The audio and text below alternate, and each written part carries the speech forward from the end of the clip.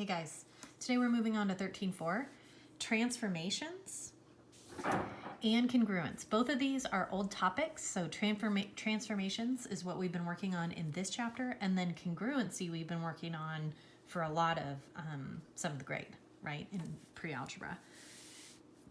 So our transformations are rotations, reflections, and translations. And congruent is when we have two things that are exactly the same size and shape. And we can write congruence in a symbol. Okay. For today's lesson, it's important that we note, for vocabulary, that when two figures are congruent, then a transformation or a sequence of transformations will map one figure onto the other. Here's an example. Let's say we start with ABC, and we're given the copy, the image, right? A prime, B prime, C prime. So this is an image of this original. And they'll tell you it's congruent, right? That is a given. These two are the same. So what we're doing today is this part. We're mapping how it got there. How did ABC, using our transformations, get to its new location? So there might be one or two of you that could do this in your head, but for the most part, it's going to be a bit of a guess and check. And it's always helpful to have that extra piece to help keep track of how you're mapping, of what you're trying to do. So if I start with rotation, right, that's the turn, right? And we do 90, 180, 270. So if I start here, if I was to do a turn, it's a 90-degree turn. A quarter turn is going to be this direction. And any time that I do a turn, a rotation, I move to the next quadrant. So I'm 2 away and I'm 2 away. So that means from here to here, I'm going to be 2 away, and here to here, 2 away. If I was to rotate again to try to get down here to the new location of this triangle, that means I have to turn it, and I also need to move it into the new quadrant. 2 away and 2 away. I know it's hard to see because it's graph paper on graph paper, but hopefully you can tell that it's upside down, right? Which makes sense. If we started here, to do a 180 would be upside down. It would be the reverse, which is not what we have. So that means that rotation is not how we got here. It is not part of the sequence of transformations, okay? So let's try a reflection, okay? A reflection. That's when we flip. If I start here and reflect this, I could reflect over the X, which means it goes down here. And again, it needs to be 2 away and 2 away. That does not get me here, right? If I was to do a flip and a slide, which is this sequence, that means more than one things it took to get there. If I was to flip and then slide, I'm still upside down. I'm still the wrong direction, okay? So that's not gonna work. However, before I move on, I can flip over the y-axis, okay? So if I do that, that means I flip this way.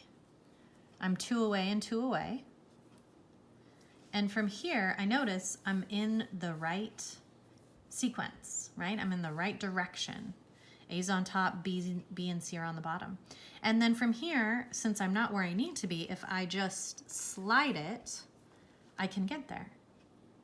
So that is what we're doing today, right? Is trying to figure out, you're kind of like detectives, how did we get from where we started to where we finish? So in this case, we flipped, which is reflect, over the y-axis, and then we slid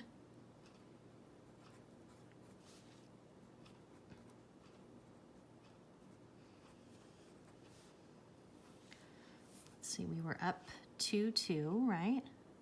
Is where we started here.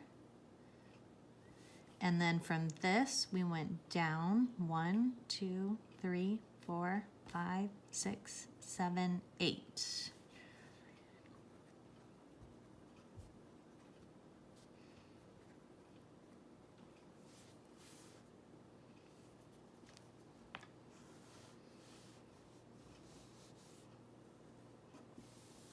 Okay? Today, you guys are going to try 4 problems, okay? And I don't want to do them for you. I want you to actually have a chance to try it. So if you want to watch this example again, you should. However, if you're feeling ready, the homework is going to be on page 511 and 512. And you're going to be doing, before I write this, many of the problems are going to give you three figures. So this one right here, they're going to show you all the steps so that you can do this to here was a flip and this to here was a slide. But for our example, I wanted to not have that clue to show you that even without it, you can get there, especially if you give yourself a helper, right? If you give yourself a shape to help play around with, you don't need that second figure as a clue. But for your homework, they do help you out a bit, okay? If you guys get stuck, I can jump on at 2:15 and we can do a Google Hangout. Just make sure you send me a message so that I know. All right, so for homework, you guys are gonna be doing 5 through 8.